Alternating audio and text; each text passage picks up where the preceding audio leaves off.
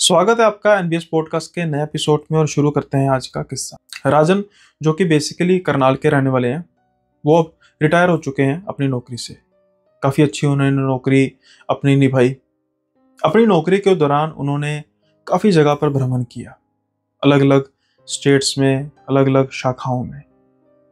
अब एक बार क्या होता है कि सारा परिवार साथ बैठा हुआ था, तो प्लानिंग की जा रही थी कि गर्मी की छुट्टियां कहाँ बिताई जाए। अब काफी जगहों पर उनके पोते पोतियां भी घूम चुके थे, बच्चे भी घूम चुके थे। अचानक से इनके बेटे जो हैं राजन के, वो कहते हैं कि पापा इस बार ऐसा करते हैं, जयपुर होके आते हैं। अरे आपकी पोस्टिंग भी तो थी ना जयपुर में, आपको थोड़ा बहुत तो पता होगा। लेकिन जैसे ही जयपुर का नाम राजन के कानों में सुनाई पड़ता है, राजन की तो रूह तक कांप जाती है। बस उनका एक ही इशारा होता है, ना ना, जयपुर नहीं जाएंगे।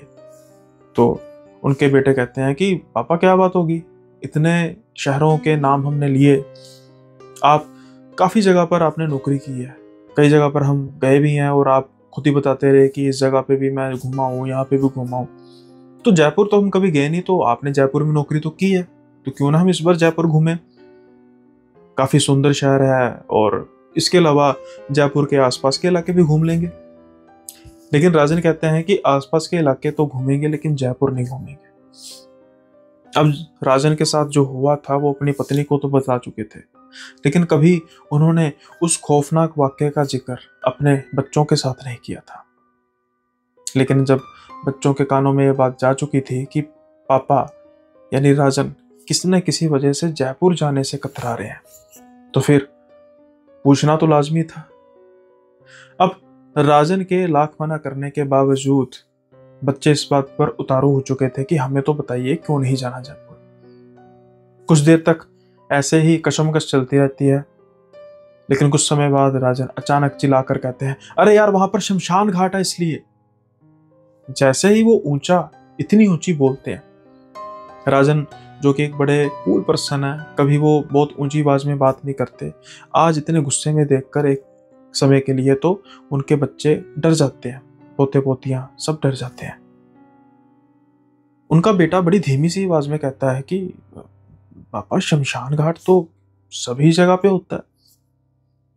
लेकिन राजन कहते हैं वो शमशान घाट नहीं जो जयपुर के उस इलाके में है।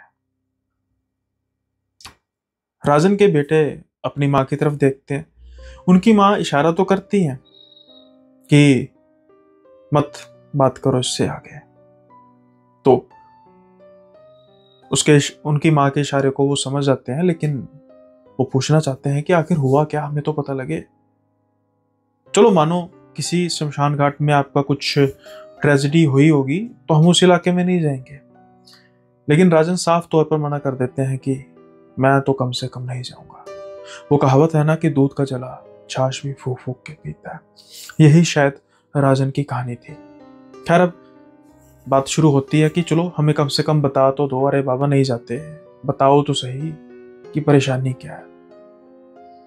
परेशानी बहुत बड़ी परेशानी थी, क्योंकि आज से कुछ साल पहले, या कह सकते हैं कि कई साल पहले, तो जो राजन के साथ हुआ, राजन उसको ताउम्र भूल नहीं सकते। और खौफ इतना, शहर में जाना तो दूर की बात, वो तो जयपुर का नाम सुनकर ही डर जाते हैं। अब राजन कहते हैं कि बेटा ये मेरी नौकरी के शुरुआती दिन थे और उन्हीं दिनों में मेरी नौकरी लगी जयपुर। अब करनाल से जयपुर का सफ़र बहुत लंबा सफ़र है, नेचुरली बात है, अप डाउन तो हो नहीं सकता। मुझे वहाँ पर अब घर लेना था, लेकिन पहले दिन ही मेरी ऐसी की तैसी होगी। अरे भाई, जहाँ पर घर ढूंढूं मिले ही ना। कई जगह पे रेंट ही बहुत ज़्यादा, कई जगह पे इलाके कुछ ऐसे थे कि वहाँ पर मुझे लगा नहीं कि ये ठीक रहेगा।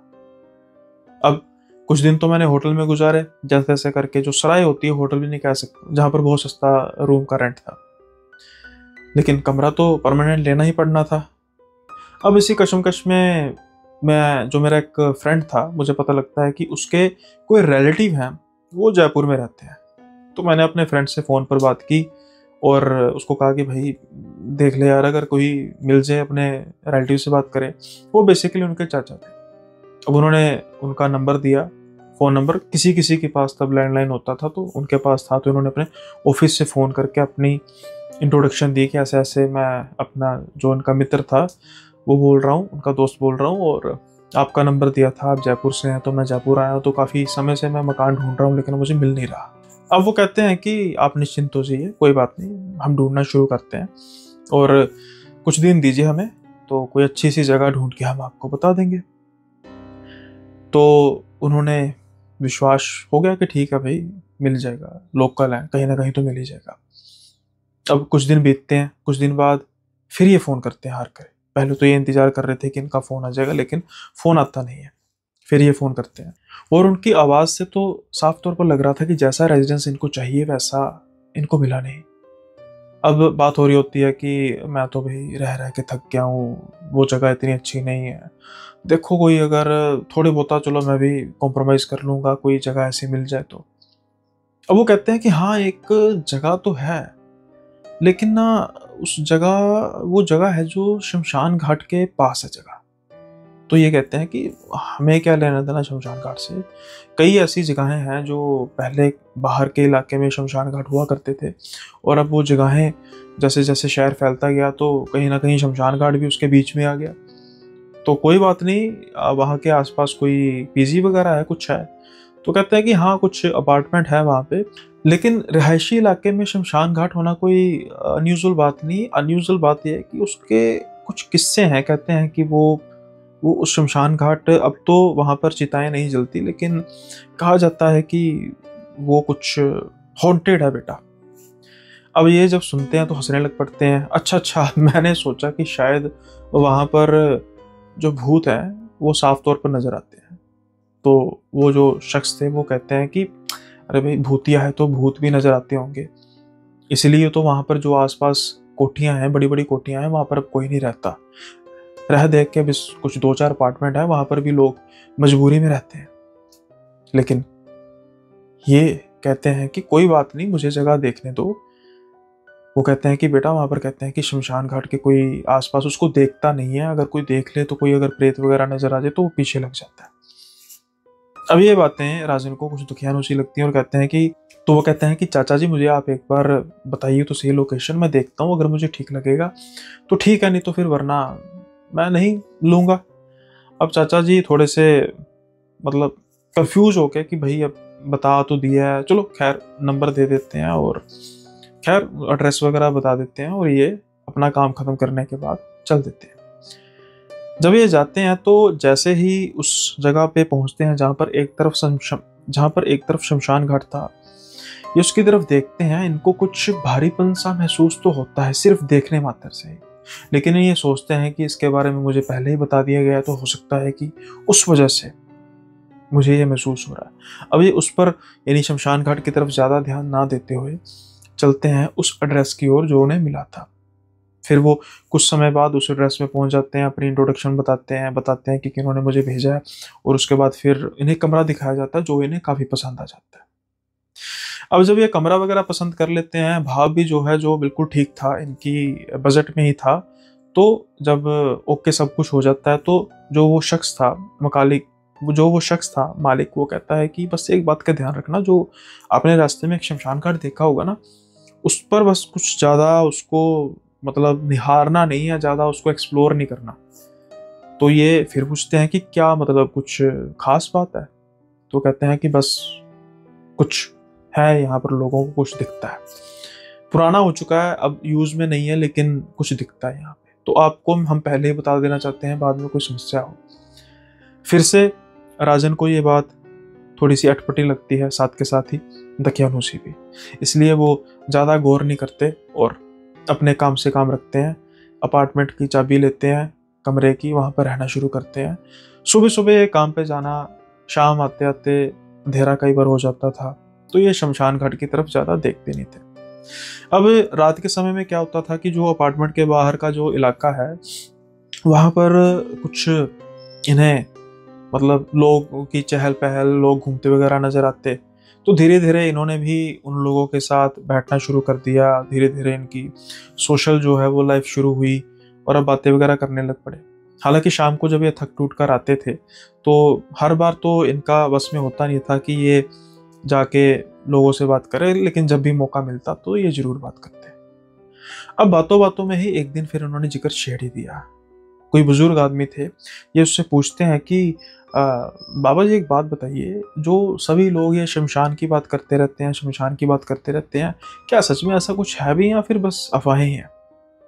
वो बाबा जी इनकी तरफ काफी गौर से देखते हैं। वो कहते हैं कि तुमने एक चीज गौर की? कहते हैं बताओ। कहते हैं कि इतनी इतनी बड़ी कोठियां जो शमशान के बिल्कुल सामने है, मैं उसकी बात कर रहा हूं, सभी वीरान पड़ी हैं, भला क्यों? ये पूछते हैं कि नहीं, मुझे कारण नहीं पता। वो कहते हैं सिर्फ इस शमशान की वजह से। कहते हैं कि यहाँ पर कुछ ऐसी नेगेटिव शक्ति है जो लोगों को अपनी तरफ आकर्षित करती है और फिर उनकी जिंदगी बर्बाद कर देती है। आमतौर पर शमशान घाट में चिताएं जलती हैं, लेकिन इस शमशान घाट से लोगों की लाशें मिलती हैं।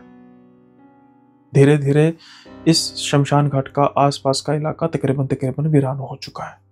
कुछ बात है तो हुआ है ना, वरना ऐसे ही अपने बड़े बड़े घर छोड़कर क्यों जाता है? राजन को ये बात तो फिर भी थोड़ी सी लगती है कि हाँ, बात में लॉजिक तो है, लेकिन अब राजन कुछ पूछना शुरू करता है कि कम से कम मुझे बताइए तो सही कि दरअसल क्या इस शमशान घाट की कहानी है, कुछ दिक्कत परेशानी कुछ हुआ था, कुछ बड़ी घटना हुई थी? तो वो कहते हैं कि बड़ी घटना का तो हमें कुछ याद नहीं, लेकिन जो ये सिलसिला शुरू हुआ था कि एक लड़का था, बेसिकली तो वो नशेड़ी था, होगी कुछ उम्र 20-22 के आसपास। एक दिन वो अपने घर से गायब हो जाता है। लोग बहुत ढूंढते हैं, तब ये शमशान घाट लोग इस्तेमाल में भी लाते थे। लेकिन 4 दिन बाद वही लड़का इसी शमशान घाट में मिला, बेसुध। जब उसको होश आई, हॉस्पिटल में उसने अपने आप को पाया, वो तो बस चीखें मारने लगा। बड़ी मुश्किल से उसको कंट्रोल किया गया। फिर उसको पूछा गया कि हुआ क्या? तो उसने बताया कि वो तो बस शमशान घाट के पास उतर रहा था और वो कसम खाता है कि उसने कोई भी नशा नहीं किया। अचानक से उसको ऐसा लगता है कि कोई सफेद कलर के कपड़े डाले कोई इंसान खड़ा हुआ है। जब वो देखता है, उसको महसूस होता है कि ये कोई नॉर्मल सा पर्सन है और वो उसको बुला रहा है अपनी तरफ। जब वो शमशान घाट के अंदर जाता है तो उसको ऐसा महसूस होता है कि उसके आसपास सभी तरह का वो सामान है जिसका वो सेवन करता है। आप समझ गए होंगे। जैसे ही वो एक बोतल पकड़ता है, मुंह को लगाता है, उसके बाद उसको कुछ याद नहीं क्या हुआ। हॉस्पिटल में जब वो डिस्चार्ज होता है, लेकिन उसके बाद वो बार बार हमेशा शमशान की तरफ ही भागता था। लोग उसको काफी पकड़ने की कोशिश करते, उसके घर वाले, लेकिन वो हमेशा उसी शमशान घाट की तरफ भाग जाता था और पता नहीं क्या करता रहता वहां पे। एक दिन उसकी लाश वहां पे मिली, वो भी कोई सही हालत में नहीं, कुछ चिता जल रही थी। वो उसके ऊपर जाकर लेट गया। क्या आप मान सकते हैं कि जिंदा इंसान आग पर लेट जाए और टस से मस ना हो? लेकिन जिस तरीके से उसकी लाश मिली, ऐसा लग रहा था कि बस वो जाकर आराम से जलती हुई चिता पर सो गया। धीरे धीरे दहशत बढ़ने लगी, केसेस बढ़ने लगे और उसके बाद ये शमशान वीरान हो गया। कई लोगों को ऐसा महसूस होता कि कोई अंदर खड़ा है। जैसे ही वो अंदर झांकते, अच्छे तरीके से उनको ये महसूस होता कि उनके मतलब की कुछ चीजें हैं वहां पे, और जब वो जाते फिर वो पागल हो जाते। कईयों की मौत हुई। ये कहानी है शमशान घाट की। राजन जब ये बात सुनते हैं, उनको अटपटी बात लगती है, लेकिन किस्सा जरूर डरावना लगा। एक बार के लिए तो राजन डर जाते हैं, बेहद डर जाते हैं। उनके मुंह से कोई शब्द नहीं निकलता। वो कहते हैं कि ठीक है। इसी के साथ वो बुजुर्ग भी कहते हैं कि ठीक है, नहीं, बात का ध्यान रखिए, मत जाइए उधर। आप अगर उस शमशान की बात कर रहे हैं तो आपके दिमाग में कुछ ना कुछ चल रहा होगा। मैं आपसे यही विनती करता हूं कि जो भी चल रहा है बस निकाल दीजिए। लेकिन उस दिन के बाद से राजन को ना जाने क्या हुआ, वो अपने काम के अलावा उस शमशान के बारे में सोचता रहता। जब वो रास्ते से आ रहा होता, उसकी कोशिश पूरी होती है कि वो शमशान की तरफ ना देखे, लेकिन फिर भी चोर नजर से उसका ध्यान उस शमशान की तरफ तो पड़ ही जाता था। ना जाने किस तरीके का अट्रैक्शन था उस शमशान में। हालांकि वो पूरी तरीके से वीरान हो चुका था, बंजर हो चुका था। अब एक बार क्या होता है कि कुछ लोग होते हैं जो उस अपार्टमेंट के गार्डन से बाहर जा रहे होते हैं, तो ये उस बुजुर्ग से पूछते हैं कि ये कहाँ जा रहे हो। वो कहते हैं सैर करने जा रहे हैं, बस आगे तक। ये कहते हैं मैं भी जाता हूँ। वो कहते हैं हरगिज नहीं, आप मत जाना। तो पूछते हैं क्यों। तो वो बुजुर्ग कहता है क्योंकि आपको मैंने कहा तो है कि वो शमशान। तो ये हंस के कहते हैं कि मेरे लिए सिर्फ शमशान है क्या, इन सब के लिए शमशान नहीं है। तो वो बुजुर्ग कहते हैं कि आपको आए तो यहाँ पर चंद दिन हुए हैं, ये तो सालों से रह गए, ये तो सालों से रह रहे हैं, इनको अभ्यास है, ये बिल्कुल भी उस तरफ देखते नहीं है। लेकिन आपकी कोई गारंटी नहीं है, मैं आपकी भलाई के लिए कह रहा हूं। अब कुछ तो समझ आती है ना। कहते चलो ठीक है भाई, कहीं ना कहीं मेरी भलाई के लिए तो ये कह रहे हैं। अब ये शमशान के रास्ते की तरफ ना जाते हुए उसी गार्डन के कोने की तरफ चले जाते हैं जहां पर एक बड़ा सा पेड़ था।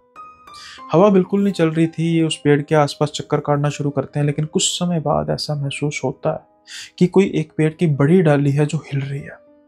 ये ऊपर की तरफ देखते हैं, इनका ध्यान जाता है, कुछ नहीं था ऊपर, लेकिन डाली इस तरीके से हिल रही थी जैसे कोई उस पर चढ़कर कूद रहा है। आज जिंदगी में पहली बार उनका डर से सामना होता है, और वो भी बड़े भयंकर रूप से, क्योंकि अचानक कुछ ही आगे इनका ध्यान जाता है तो एक छोटा सा गेट था, उसके बिल्कुल सामने शमशान घाट था। और आज पहली बार इन्हें नजर आता है कि कोई सफेद कपड़ों में इनकी तरफ देख के मुस्कुरा रहा है। ये जल्दी से उस तरफ से भागे भागे उसी बुजुर्ग के पास आते हैं और आकर बैठ जाते हैं, कुछ नहीं बोलते। लेकिन शायद वो बुजुर्ग हाव भाव पहचान चुका था। उसने पूछा कि क्या हुआ बेटा, सब ठीक तो है। ये कहते हैं नहीं, मेरी ना तबीयत कुछ खराब है तो मैं आराम करने जा रहा हूँ। लेकिन उस दिन के बाद से इनकी तबीयत कुछ ज्यादा ही खराब रहने लग पड़ी। जिस एनर्जी से ये पहले काम किया करते थे, धीरे धीरे इनकी एनर्जी डाउन होने लग पड़ी। अब जब भी ये शमशान के पास से गुजरते, चाहे सुबह भी चाहे वापसी पे भी, इनको ऐसा महसूस होता है कि कोई ना कोई इनको देख रहा है। कई बार इनको कानों में आवाज आती है इनका नाम लेके, राजन जरा इस तरफ देखना। लेकिन ये फिर भी उस तरफ देखते नहीं।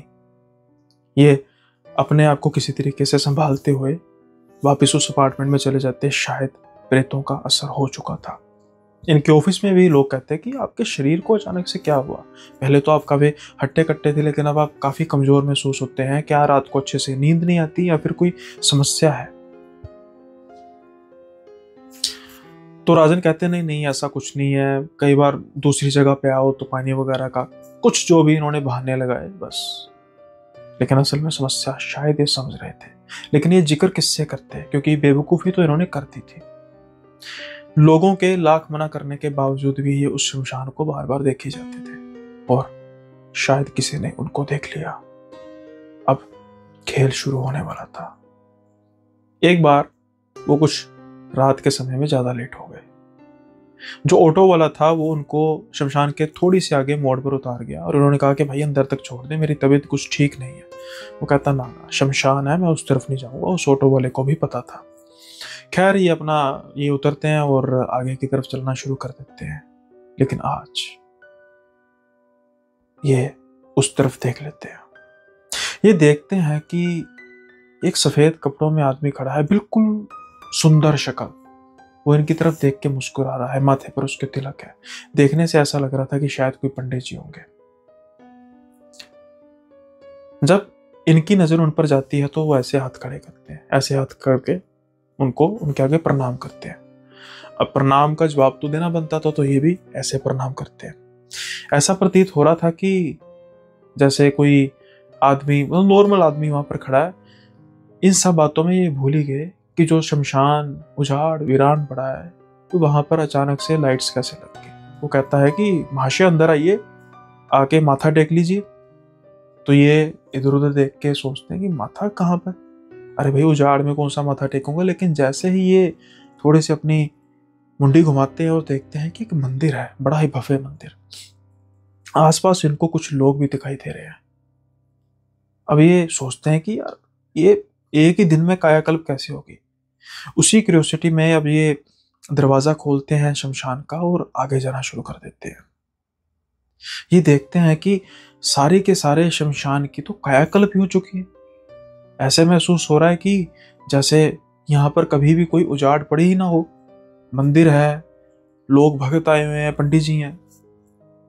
अब वो कहता है कि पंडित जी यहाँ पर तो शमशान था और आप मतलब एक ही दिन में, मतलब एक दिन तो छोड़ो, सुबह से लेकर शाम तक ऐसे ऐसे कैसे हो गया? तो पंडित जी कहते हैं कि मैं समझा नहीं आप क्या बात कर रहे हो। तो कहते हैं कि मतलब यहाँ पर तो शमशान घाट था ना। वो हंस के कहते हैं कि आप कैसी बातें कर रहे हैं महाशय, शमशान घाट यहाँ थोड़ा है, शमशान घाट तो सामने है। अब जब ये सामने की तरफ देखते हैं तो इनके रोंगटे खड़े हो जाते हैं, क्योंकि जिस तरफ ये इशारा कर रहे थे वो उनके अपार्टमेंट से। वो देखते हैं कि सामने खंडर बिल्डिंग पड़ी थी। वो कहते हैं कि कैसी बातें कर रहे हैं आप पंडित जी, वो तो मेरा अपार्टमेंट है, वहां पर तो जाकर मैं अपनी मतलब मैं वहां पर रह रहा हूँ, नौकरी करके बाद यहाँ पर आता हूँ। तो आसपास के लोग भी इकट्ठे होते कहते हैं नहीं नहीं, आपको वहम हुआ है, वो तो शमशान तो वहां पे है, यहाँ पर तो मंदिर है, शुरू से मंदिर है। अब ये एकदम से तिलमिला जाते हैं और अचानक से इनके दिमाग में एक बात आती है कि शल होता है इस शमशान में। ये जल्दी से बिना कुछ कहे भागते हैं और जब भाग के अपने अपार्टमेंट के सामने आते हैं तो देखते हैं अपार्टमेंट ठीक वैसे ही थे जैसे पहले थे। ये पीछे मुड़ के नहीं देखते। हालत इनकी कुछ खराब हो चुकी थी, इसलिए ये जल्दी से अपने अपार्टमेंट की तरफ जाते हैं और वहां पे लेट जाते हैं। तबीयत इनकी ज्यादा खराब हो चुकी थी इस सब सीन को देखकर। उसके बाद सब ठीक हो गया? नहीं। कुछ समय बाद इनको ऐसा महसूस हो रहा था कि इनके आसपास काफी ज्यादा तपिश है, जैसे कोई बिल्कुल पास में आग लगाकर बैठा हुआ है। इनकी आंख खुलती है। ये क्या देखते हैं? जो चिता होती है, गार्डर बने होते हैं ना 6, ये अपने आप को उसके बीच में पाते हैं और उन्हें महसूस हो रहा था कि ये चिता पर लेटकर जल रहे हैं। जैसे ही उठते हैं आसपास देखते हैं तो शमशान था। इनको कुछ नहीं सूझता है, जल्दी से अपार्टमेंट से बाहर निकलते हैं, बाहर की तरफ भागते हैं और एक होटल में जाते हैं। वहां पर इनके लिए सब कुछ ठीक था। अगले दिन ही अपने अपार्टमेंट में आते हैं। इनकी तबीयत कुछ ज्यादा खराब थी। अपने दफ्तर में ये इन्फॉर्म करा देते हैं कि ये ठीक नहीं है, कुछ दिन हॉस्पिटल रहते हैं। लेकिन अब आए दिन इनके साथ ही सब कुछ होने लगा। किसी से इन्होंने बात नहीं की और रात के समय इन्हें ऐसा महसूस होता कि ये किसी चिता पर लेटे हुए हैं, वो भी जलती हुई। और जब भी ये किसी समय उस शमशान की तरफ देखते उनको वही नजारा नजर आता जो मंदिर का नजारा था। ये समझ चुके थे कि अब इनका हशर क्या होगा, किसी न किसी दिन ये सच में चिता पर लेटेंगे और इनकी मौत हो जाएगी। इन्होंने दरख्वास्त दी अपने दफ्तर, मेडिकल इश्यूज की एक रिपोर्ट बनाई जो सच में थी, क्योंकि इनकी हालत काफी डिग्रेड हो चुकी थी और इनकी किस्मत अच्छी थी कि इनका तबादला हो गया। तब से लेकर आज का दिन है, ये कभी भी जयपुर नहीं गए, क्योंकि इनका बिलीव है कि जब भी ये जयपुर पहुंचेंगे, चाहे ये जयपुर के किसी भी इलाके में हो, वो शमशान इनको अपनी तरफ बुलाएगा जरूर। उम्मीद करता हूं ये किस्सा आपको पसंद आया होगा। आया है तो लाइक शेयर सब्सक्राइब करना मत भूलिएगा। बढ़ते हैं अब हम अगले किस्से की ओर। जो अगला किस्सा है तो वो भी कहीं ना कहीं शमशान से जुड़ा हुआ, लेकिन ये किस्सा है एक बहुत बड़ी बेवकूफी का। कई बार हमारे मन की कुछ इच्छाएं होती हैं जो पूरी नहीं हो पाती। हम उस इच्छाओं की पूर्ति के लिए भटकते हैं और भटकते भटकते कई बार रास्ता ही भटक जाते हैं। यह किस्सा है अविनाश के दादाजी का, जो उन्होंने बताया। वो कहते हैं कि उनके दादाजी को पढ़ाई लिखाई का बहुत शौक था। अब जब अविनाश के दादाजी की बात हो रही है तो आप समझ जाएंगे कि ये किस्सा पुराना किस्सा है। जो दादाजी इनके थे वो गांव में रहते थे। नेचुरली बात है, तकरीबन सभी गांव में रहते थे तब की बात, आज से कई दशकों पहले की बात है। 5वीं तक तो पढ़ाई कर सके, लेकिन परिवार की हालत ऐसी थी कि ये उससे ज्यादा पढ़ नहीं सकते थे, तो फिर इनकी पढ़ाई छुड़वा दी गई। अब थोड़ा बहुता खेती बाड़ी में हाथ ही बटा सकते थे, उम्र भी कोई इतनी बड़ी नहीं थी।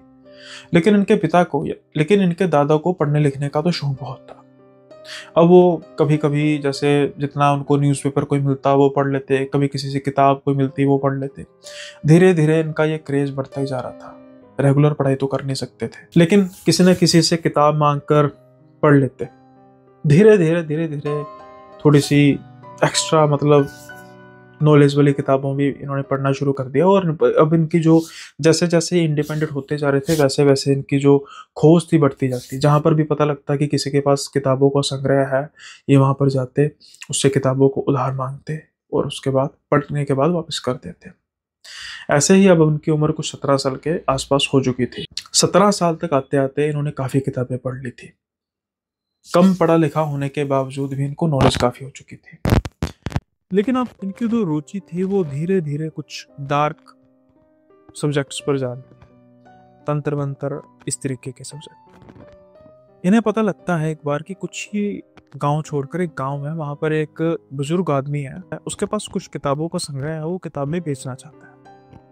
अब कुछ पैसे वगैरह तो थे इनके पास जितने भी, और वो भी किताबों पर ही खर्च करते थे। ये इनकी अच्छी आदत थी। ये बस समय बर्बाद ना करते हुए उस आदमी तक पहुंचते हैं। उसके पास संग्रह कुछ ज़्यादा नहीं था, कुछ 10-12 किताबें ही थी, लेकिन इनको किताबें कुछ ज़्यादा ही दिलचस्प लगी। खास तौर पे तो 2 किताबें तो ज़्यादा ही दिलचस्प। एक पर लिखा था जानवरों की भाषा को समझे, और दूसरी वो थी काले जादू से रिलेटेड। वो सिर्फ इन्हीं 2 किताबों की मांग करते हैं, लेकिन उस बुजुर्ग की जिद थी कि अगर लोगे तो सभी लोगे, नहीं तो कोई नहीं मिलेगा। खैर, अब ये जैसे तैसे अरेंज करके सारी किताबें ले आते हैं। जैसा मैंने कहा कि इनका जो ध्यान था वो किसी और किताब पर नहीं था, मेनली किस किताब पर था, 2 किताबों पर, जानवरों की भाषा और दूसरा काली किताब, जो कुछ नाम से लिखी हुई थी। मैं अब उसका नाम नहीं कि तो लोग सर्च करना शुरू कर रहे हैं। अब जब जानवरों की भाषा को इन्होंने पढ़ना शुरू किया, उनको बड़ी मजेदार रोने लगी कि भाई अच्छा ऐसे कोई करेगा, ऐसे करेगा, किसी के ऐसे भौंकने का तरीका, कुत्ते का मतलब किसी पक्षी, खास तौर पर ना वो पक्षियों का गाय। अब इसी चीज का जो परीक्षण है वो भी बहुत जल्द हुआ।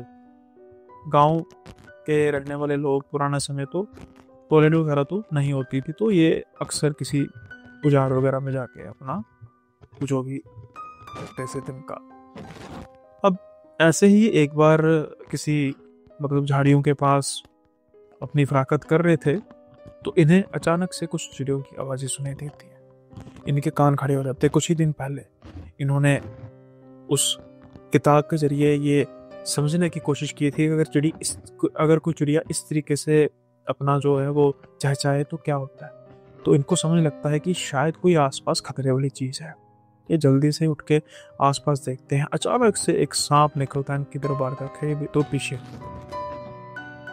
अगर ये समय से ना उठते तो सांप इनको डस लेता, बात जान गंवाने तक आ जाती। अब इनको विश्वास हो चला था कि हाँ भाई, किताबों में शक्ति तो है। अब ये और एक्सप्लोर करना शुरू कर देते हैं और धीरे धीरे काफ़ी ज़्यादा उस चीज़ को एक्सप्लोर कर लेते हैं। जब ये जानवरों वाली, पक्षियों वाली किताब खत्म हो जाती है, फिर किताब की बारी आती है दूसरी, जो मैंने कहा काले जादू वाली। वहाँ पर अजीब अजीब टोटके लिखे हुए थे, अलग अलग तरह के टोटके लिखे हुए थे। उन्हीं में से एक ऐसा टोटका था, यानी वो कहें कि काला जादू था, जो इन्हें पता लगता है कि अगर वो इस्तेमाल किया जाए तो जिस पर भी वो किया जाएगा उसकी दौलत का कुछ हिस्सा इनके पास आना शुरू हो जाएगा। सारा नहीं, कुछ हिस्सा, जिससे उसको कुछ महसूस भी नहीं होगा। नेचुरली तौर पर किसी धनी आदमी को ही किया जा सकता है। लेकिन वो जो था टोटका, वो कुछ ऐसा था कि एक जानवर की बेटी, वो स्पेसिफिक जानवर का नाम था, सो मैं नहीं लूंगा, लोग पीछे हो सकते हैं, शुरू ही करके देखते हैं। और एक इंसान की हड्डी, मरे हुए इंसान की चिता में से, और वो ही चिता खास तौर पर अमावस की रात को होनी चाहिए, यानी कि अमावस के वाले दिन किसी का संस्कार किया हो और उसकी जो चिता है उससे रात के समय में हड्डी को निकालना है, फिर उस जानवर की हड्डी के साथ दोनों हड्डियों को मिलाकर चूरा बनाना है, और उस चूरे को पुड़िया में बांधकर जिस धनी आदमी के घर में जमीन में दबाएंगे, उसको हाय का हिस्सा की तरफ आंसू उठेगा। ये लिखा हुआ था और इनको कुछ ऐसी चीज़ खराब भी नहीं लगती कि भाई ठीक है धनवान है, मैं कौन सा लुटेरा हूँ, डाकू हूँ, थोड़ा बहुत मुझे मिल जाएगा, इस तरीके के भाव आए जो कि गलत है। अब ये जानवर की हड्डी का तो अरेंज कर ही लेंगे, वो मिल जाती है आसानी से जो भी जानवर की थी, लेकिन इंसान की हड्डी कैसे? अब इन्होंने अमावस के अमावस चक्कर काटने शुरू कर दिए शमशान के, लेकिन कोई भी संस्कार अमावस को होता नहीं था। इन्होंने किताब की वो चीज पूरी पढ़ी भी नहीं थी, इसलिए जब भी रात को सोते तो इनको ऐसा महसूस होता कि किताब हिल रही है, शायद वो कहना चाह रही है कि पूरा पढ़ो, जो भी ये टोटका है इसको पूरा पढ़ो।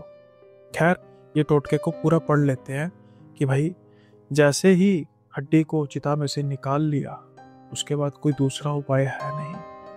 अगर हड्डी बाद में दबाई न गई, अगर आप टोटका पूरा नहीं कर सकते, अगर हड्डी बाद में दबाई न गई या फिर दोबारा चिता में फेंक दी गई, तो वो जो भी होगा ताउमर आपको परेशान करेगा, आपकी जान भी ले सकता है। अब जैसे मैंने कहा कि इनके चक्कर है वो शुरू हो गए। एक रात एक बार इनको सफलता मिलती है, इनको अमावस की रात चिता जलती हुई नजर आती है। ये खुश हो जाते हैं, ये इंतजार करते हैं पूरी तरीके से भस्म होने का। जैसे ही भस्म होती है सारी चिता, ये एक हड्डी निकालते हैं, काफी खुश हो जाते हैं।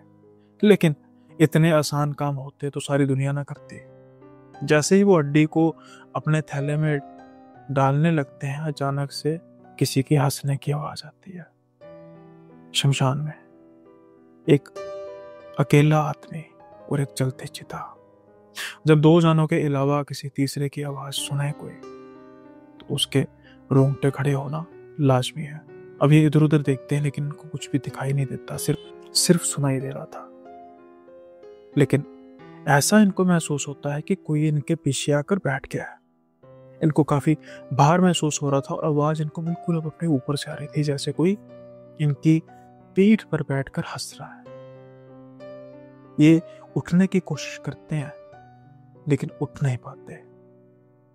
जो भी कोई हंस रही थी अब उसके गुस्से की आवाज आ रही थी। वो कहती है कि नहीं जाने दूंगी, तुझे अस्थि लेके नहीं जाने दूंगी। इनकी हिम्मत जवाब दे चुकी थी। ये गलती कर बैठते हैं। ये जल्दी से उसी थैले में से हड्डी को निकालते हैं और फेंक देते हैं। किताब में साफ तौर पर लिखा था कि उसको फेंकना नहीं है। ये उठते हैं और कोशिश करते हैं शमशान घाट से बाहर जाने की, लेकिन इनका शरीर इनका साथ दे नहीं रहा था। एक समझदारी जरूर करते हैं कि आवाजें जब आ रही थी तो ये पीछे मुड़ के नहीं देखते। रेंगते पटते जैसे जैसे करते जब ये अपने घर के पास आते हैं तो वो आवाजें मत्थम तो जरूर हो जाती है लेकिन आती रहती है। ये बिना कुछ शोर किए अपने कमरे में जाके सो जाते हैं और उनके बाद इनकी हालत बहुत खराब हो जाती है। कुछ दिन दवाई वगैरह चलती है लेकिन उससे कोई फर्क नहीं पड़ता। तो फिर इनके जो पिताजी हैं वो इनको एक पंडित जी के पास लेके जाते हैं कि शायद कोई ऊपरी हवा का चक्कर होगा। जो कांड इन्होंने किया था वो तो किसी को उन्होंने बताया नहीं। उस 3-4 दिनों के जो वकवा है उसमें तकरीबन ये बेहोशी में रहे और कोई उनको बुरे सपने आते थे तो एकदम ये डर कर उठ जाते थे। तो इन्हीं कारणों से इनके पिता को भी ये लगा कि दिखा लेना चाहिए।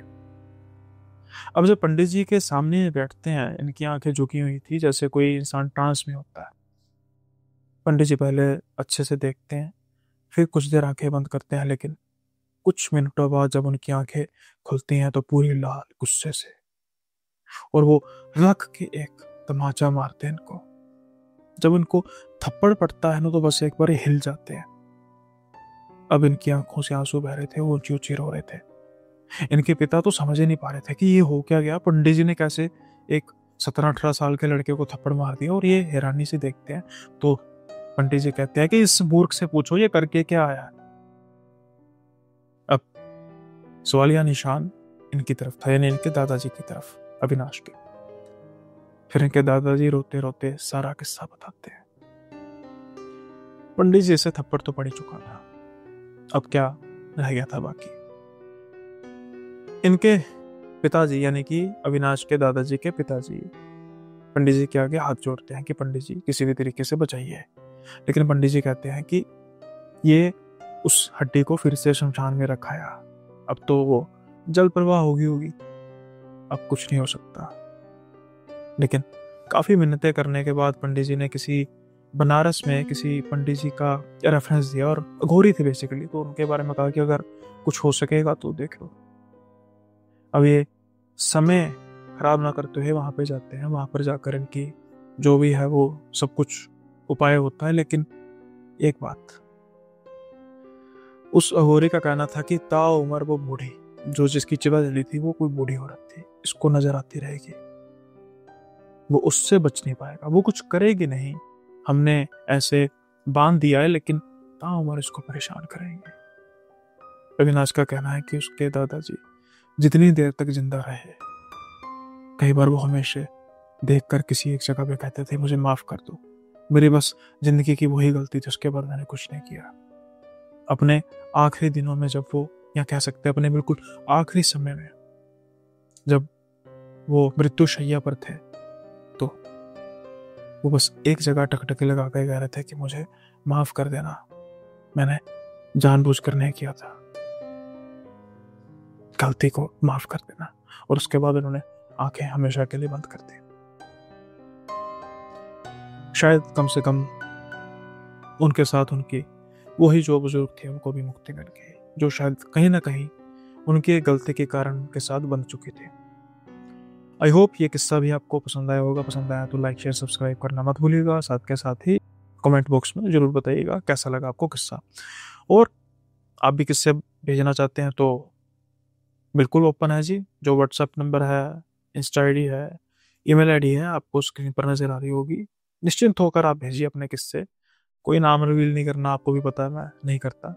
तो अगर आप चाहते हैं कि मेरी चैनल पर मेरी जुबान में आप अपना किस्सा सुनना चाहते हैं तो ऑप्शंस आपके पास खुले हैं। लिख कर भेजना चाहते हैं लिख कर भेज सकते हैं, रिकॉर्ड करके भेजना चाहते हैं रिकॉर्ड करके भेज सकते हैं। और साथ के साथ ही अगर ये भी नहीं है तो अगर आप मुझसे व्हाट्सएप पे 1-to-1 बात करना चाहते हैं तो पहले मैसेज ड्रॉप कर दीजिए, अपना थोड़ा सा ब्रीफ इंट्रोडक्शन दे दीजिए, कौन सा किस्सा है उसके बारे में थोड़ा सा बता दीजिए, फिर हम बात करेंगे। साथ के साथ ही जो डिस्क्रिप्शन में लिंक है उस पर आप कम्युनिटी को ज्वाइन करना चाहते हैं तो कम्युनिटी ज्वाइन कर सकते हैं, जो कि व्हाट्सएप कम्युनिटी है। इस पर आप नॉर्मल हम बातें करते हैं कई बार अगर टाइम मिले तो। अब कई बार कमेंट्स का जवाब दिया जाता है, नहीं दिया जाता, लेकिन वहाँ पर तकरीबन जवाब दिया जाता है। तो चाहे तो वहाँ पर आप ज्वाइन कर सकते हैं। और इससे भी बढ़कर आप चैनल को सपोर्ट करना चाहते हैं तो एक मेंबरशिप प्लान है मात्र 29 रुपये पर मंथ, जिसकी कॉस्ट है यानी कि 1 रुपये पर डे से भी कम। वहाँ पर आपको कुछ हटके कहानियाँ मिलेंगी जो नॉर्मल चैनल पर पब्लिश नहीं होगी, सिर्फ और सिर्फ मेंबर्स ओनली ही उसको एक्सेस कर पाएंगे जब मर्जी। तो आप उन कहानियों को भी सुनना चाहते हैं और एक क्लोज्ड कम्युनिटी ग्रुप का हिस्सा बनना चाहते हैं तो मात्र 29 रुपये पर मंथ में आप उसको ज्वाइन कर सकते हैं अगर आपकी इच्छा है तो। अगर नहीं भी करेंगे तो जो ये रोजाना का सिलसिला है ये ऐसे ही चलता रहेगा। वो है सिर्फ हफ्ते में एक कहानी मेरी कोशिश होगी जो बिल्कुल एक्सक्लूसिव होगी, वही मैं उसमें नरेट करूंगा।